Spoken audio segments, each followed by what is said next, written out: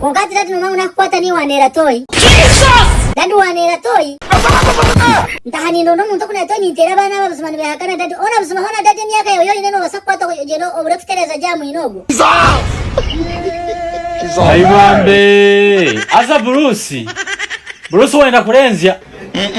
ejo chichakwe kwaza kwanduruga kwandwirukanga nicho choize kungambire cyo aza Bruce no mauni za kufuta mutoni ngwata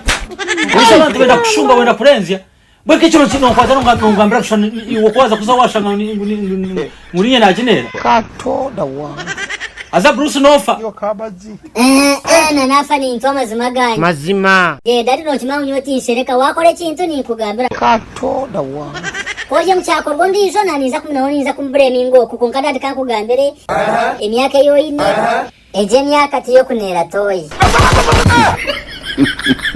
Uzuma hasa kukura ngo ryo mbichwe kansa mpora natanga mbe hati kuje nakati ngazaga tie kansa kagamba bantu ntidadi ntinanera toy aza Bruce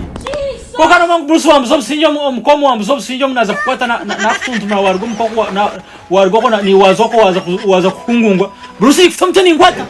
Beto go dadi no nyato mte kuja unagambira mazima ngwanera toy Jesus is Lord ben hata nakobera dadi tuwanera toy tuwajinera dadi aza Bruce atikankugambire naza kweta nyoko anamugambira ngana je kubinga nyoko yanta yanshitamsa yantereza ya tomwana muri cyana za kufitira nemyaka ne mutegansa egitimi yake eje hino kunsindi kiri hati kano rwanje rwabona utari muzebye kwasonda kurutari nyowe ni kubinga nyoka kankugambira yiwe yorwana wiwe rwana rwencana ni kufitira mutoni ngwatogu mujya cyurira umugana agambaga mubugumye katoda wa kanto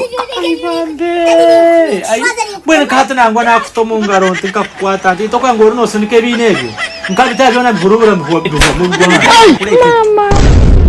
ina kuramisha gataina soga mujya cyurira